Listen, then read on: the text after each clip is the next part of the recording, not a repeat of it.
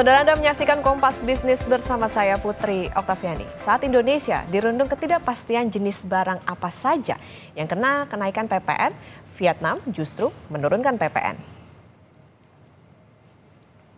PPN Vietnam turun dari 10% menjadi 8% setelah Majelis Nasional menyetujui perpanjangan penurunan ini sampai Juni 2025. Sebagai konsekuensinya, Vietnam akan kehilangan penerimaan negara sebesar 26,1 triliun dong atau sekitar 16 triliun rupiah. Tetapi ada tujuan lain yang ditargetkan, yaitu mendorong konsumsi domestik dan menaikkan produksi dan bisnis hingga bisa menurunkan biaya barang dan jasa. Penerapan PPN sudah diterapkan Vietnam sejak tahun 2022 atau setelah negara ini mulai bergeliat dari pandemi COVID-19.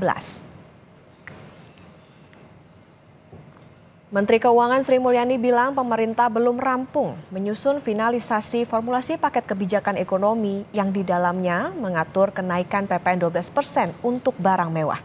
Sebelumnya pemerintah menargetkan finalisasi paket kebijakan ekonomi akan rampung pekan kedua Desember 2024. Sri Mulyani mengklaim paket kebijakan ekonomi dihitung dan disiapkan dengan teliti dan hati-hati. Formulasi kenaikan PPN 12% akan dikeluarkan dengan mempertimbangkan keseimbangan APBN dan daya beli masyarakat. Hal tersebut disampaikan Menkyu dalam konferensi pers APBN Kita Rabu 11 Desember 2024 di kantor Kementerian Keuangan Jakarta Pusat. Sedang memformulasikan secara lebih detail.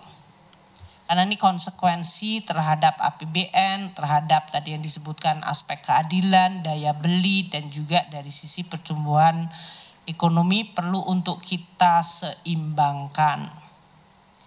Beberapa arahan dan juga dalam hal ini diskusi sedang dan terus kita lakukan ini dalam tahap finalisasi. Ini pelaksanaan di dalam menjalankan undang-undang termasuk untuk PPN, itu pemerintah telah dan terus memberikan pemihakan kepada masyarakat luas terhadap komoditi barang dan jasa yang memberikan dampak kepada masyarakat luas. Ditargetkan selesai pekan ini, Saudara, paket kebijakan ekonomi yang di dalamnya mengatur kenaikan PPN 12% untuk barang mewah hingga hari ini belum rampung. Apa dampak klasifikasi kenaikan pajak pertambahan nilai pada barang mewah yang belum juga dirilis pemerintah ke pelaku usaha? Sudah bergabung analis kebijakan ekonomi Asosiasi Pengusaha Indonesia atau APindo, Ajib Hamdani. Pak Ajib, selamat pagi. Selamat pagi, Mbak Okta. Pak Ajib, hingga hari ini kita tahu pemerintah belum mengeluarkan detail dari klasifikasi barang mewah yang PPN-nya naik jadi 12%. Gimana situasi di lapangan saat ini, Pak? Sikap seperti apa yang diambil pelaku usaha saat sekarang ini belum ada nih kepastian kebijakan ekonomi? Oke, begini Mbak Okta, perlu kita sampaikan dulu tentang yang namanya PPN. PPN itu pada prinsipnya adalah sebuah jenis pajak bersifat tidak langsung. Bebannya kepada seluruh masyarakat atas setiap barang dan jasa kena pajak, tetapi kemudian yang melakukan administrasi, melakukan pemungutan dan melakukan penyetoran itu pengusaha.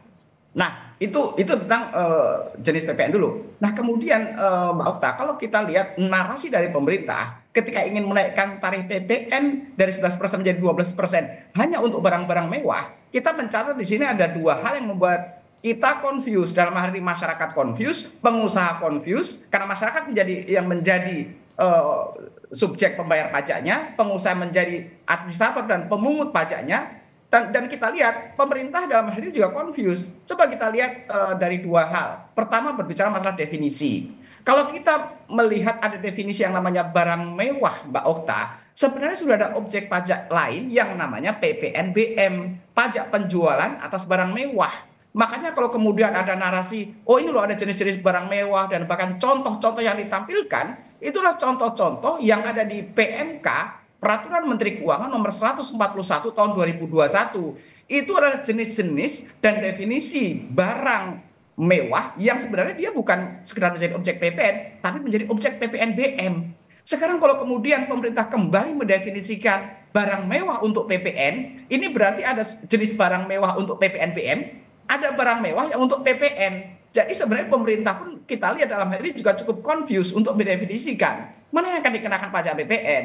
Jangan sampai narasi yang dibangun di awal itu PPN naik 12% untuk barang mewah, tapi ujung-ujungnya untuk semua objek yang kena PPN gitu loh. Ini kan yang kena imbas seluruh masyarakat lagi. Itu poin pertama. Poin kedua, ini berbicara masalah tata cara penghitungan dan penyetoran pajak akan jadi problem. Sebagai contoh begini, kalau kita ambil satu contoh misalnya satu jenis barang mewah, misalnya nih rumah mewah. Oke, rumah mewah dipajakin 12% misalnya. Nah, tapi problemnya Mbak Okta, untuk menghitung PPN itu sedikit teknis begini, pajak keluaran dikurangi dengan pajak masukan. Kalau kemudian pajak keluarannya 12%, pertanyaan selanjutnya adalah bagaimana supplier atau turunan-turunan bisnis yang menjadi faktor untuk barang mewah. Contoh, ketika berbicara rumah mewah, orang ketika membangun rumah mewah, di situ ada supplier besi, ada supplier semen, ada supplier ubin misalnya. Loh, ketika terjadi penyerahan barang dan jasa atas besi misalnya, itu masuk PPN 11% atau 12% misalnya. Kalau kemudian masuk definisi 11%, nah ini akan jadi problem di ujung. Berarti pengenaan pajaknya akan menjadi beban yang luar biasa buat pengusaha di ujung. Karena pajak keluaran dia atas 12%, tapi pajak masukan dia 11%. Tapi kalau sisi lain, misalnya, oh ini untuk supplier besi, untuk supplier ubin misalnya, dia dikenakan 12% juga misalnya. Maka menjadi tidak relevan kalau dibilang PPN 12% untuk barang mewah, karena semua unsurnya akan kena PPN. Ini baru satu contoh Mbak Okta. Untuk objek-objek lain yang kemudian akan didefinisikan barang mewah atas 12%, punya problem yang sama. Bagaimana proses penghitungan atas faktor-faktor produksinya? Nah ini yang kita sampaikan Mbak Okta, bahwa sebenarnya ini dalam kondisi yang tidak ideal untuk pemerintah menaikkan tarif PPN. Kenaikan tarif PPN-nya juga sudah menimbulkan polemik tersendiri, karena ini berbicara masalah faktor kekurangan budgeting buat APBN. Di sisi lain, pemerintah akan menghadapi problem ketika mendefinisikan maupun menghitung atas perpajakan yang ada. Ini akan membuat bingung masyarakat, dunia usaha, dan bersifat kontraproduktif terhadap pertumbuhan ekonomi. Padahal kalau kita lihat narasi yang dibangun oleh Bu Sri Mulyani Indrawati, yang dibangun oleh Menteri Keuangan adalah bagaimana kebijakan-kebijakan ekonomi, bagaimana kebijakan-kebijakan fiskal itu harus pro dengan pertumbuhan ekonomi, pro dengan daya beli masyarakat, dan lain-lain. Bahkan sangat menarik juga Mbak Okta, kemudian ketika kita bandingkan, ketika negara tetangga kita yang 10% pajak PPN-nya di Vietnam, tadi disampaikan oleh Mbak Okta, bahkan sekarang untuk menstimulus pertumbuhan ekonomi, mereka menurunkan tarif. Nah ini kan menjadi aneh ketika Indonesia juga mempunyai narasi yang sama untuk mendorong pertumbuhan ekonomi yang eskalatif di tahun-tahun ke depan, itu malah justru pemerintah punya narasi untuk menaikkan tarif PPN. Dan apalagi kalau kita lihat Mbak Okta, bahwa bagaimana proyeksi global ekonomi Indonesia, global itu juga akan tumbuh cenderung slowdown, masuk ekonomi Indonesia. Artinya ekonomi Indonesia ingin tumbuh lebih eskalatif, harus bertumbuh pada ekonomi dalam negeri, harus bertumbuh pada daya beli masyarakat, dan justru jangan diberikan disinsentif fiskal dalam bentuk kenaikan tarif PPN. Ya Pak Ajib, kalau tadi dianggap kondisinya tidak ideal, kemudian juga tadi pengusaha juga bingung, di tengah masyarakat juga bingung soal bagaimana klasifikasi PPNBM, artinya berarti menurut Apindo naikin aja PPNBM-nya yang batasnya 10% itu karena klasifikasinya udah jelas soal barang mewah itu, atau seperti apa Pak Ajib? Betul, kalau pemerintah konsisten dengan definisi barang mewah, jangan dinaikkan PPN-nya, naikin aja PPNBM. Karena di PPNBM itu definisinya sudah cukup jelas, PMK-nya ada, dan hanya atas barang-barang khusus, dan pengenanya hanya sekali. Ketika barang dari pabrik misalnya, dia tidak akan dikenakan atas produk-produk turunan dan faktor-faktor produksinya. Itu menjadi sebuah solusi. Tapi pertanyaannya, kenapa kemudian pemerintah membawa narasi menaikkan tarif PPN menjadi 12% hanya untuk barang mewah? Padahal ada objek pajak lain yang namanya PPNBM. Ya udah, kalau memang dengan barang mewah, pemerintah fokus saja menyesuaikan tarif PPNBM. Karena di sana ada ruang tarif itu antara 10% sampai dengan 200%. Demikian Mbak Okta. Oke, kalau tadi dianggap bahwa kondisi tidak ideal dan lebih baik naikin PPNBM-nya aja nih daripada pakai narasi naikin PPN, tapi dengan masuk ke PPNBM soal tadi menunggu juga bagaimana klasifikasi barangnya, Pak Ajib, untuk pelaksanaannya berapa lama sih sebetulnya waktu yang dibutuhkan oleh pengusaha, pelaku usaha, mengingat pungutan PPN ini kan berlaku multi stage tax. Tadi juga disebut oleh Pak Ajib soal berjenjang dari pabrik sampai ke konsumen seperti apa. Kemudian belum lagi kita bicara soal sosialisasinya nih yang sekarang juga masih berjalan, tapi di tengah masyarakat kayaknya lagi berisik soal bagaimana nanti ke depannya di 2025 dihadapkan dengan PPN 12%.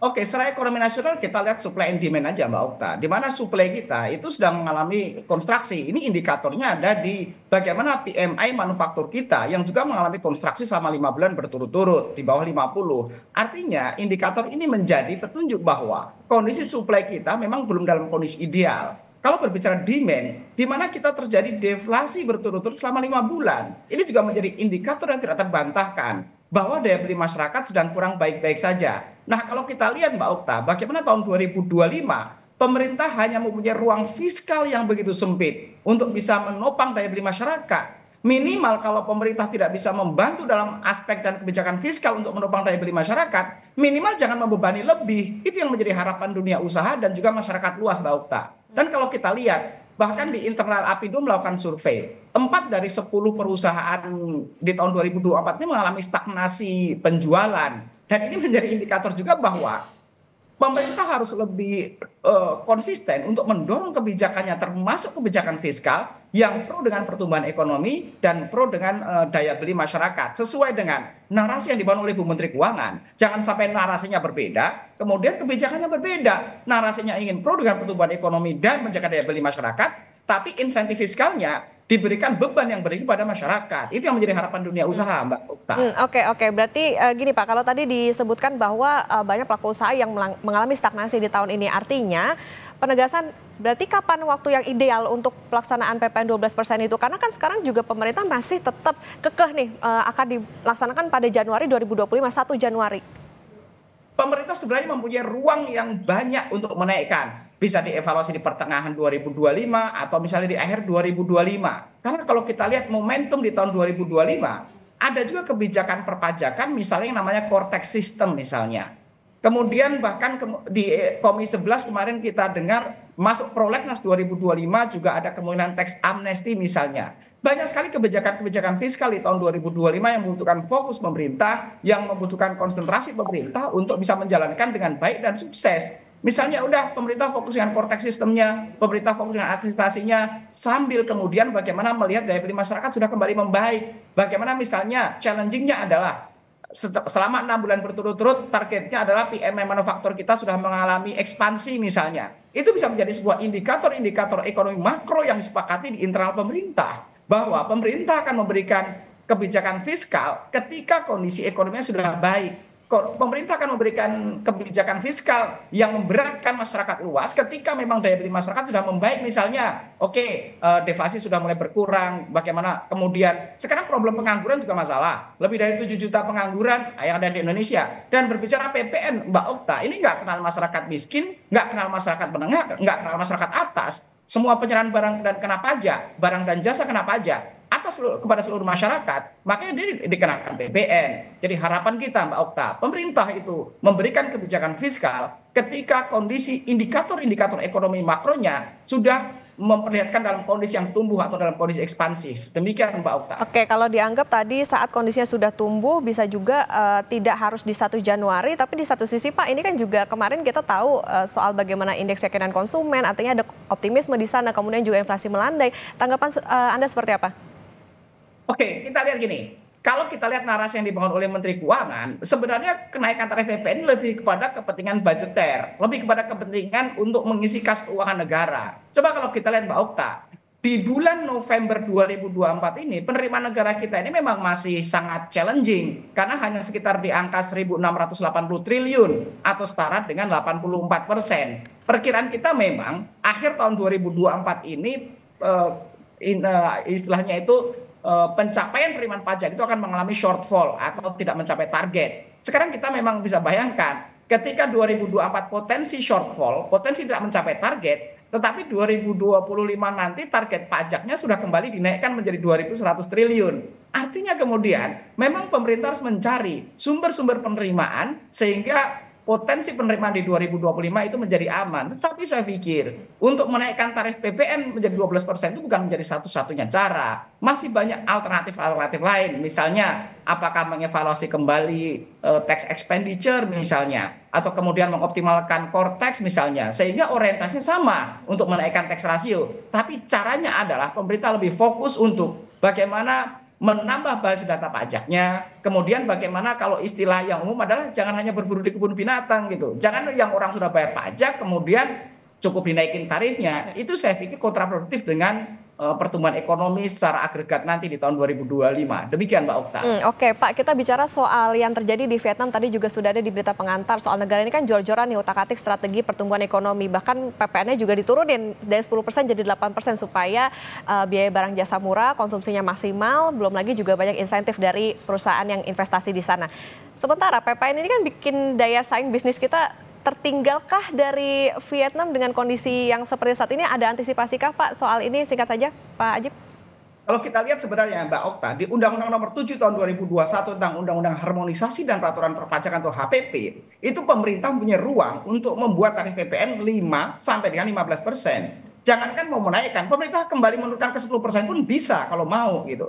Problemnya adalah pemerintah ini akan konsisten dengan program-program fiskal yang seperti apa? Apakah yang akan mendorong daya beli masyarakat? Apakah akan mendorong daya beli ekonomi di pertumbuhan ekonomi ke depannya? Atau memang kepentingannya untuk aspek budgeter atau yang penting aman? Karena hitung-hitungan kita Mbak Okta, kalau pemerintah menaikkan dari 11% menjadi 12%, mereka tanpa effort lebih pun mereka bisa menambah penghasilan sekitar 80 triliun.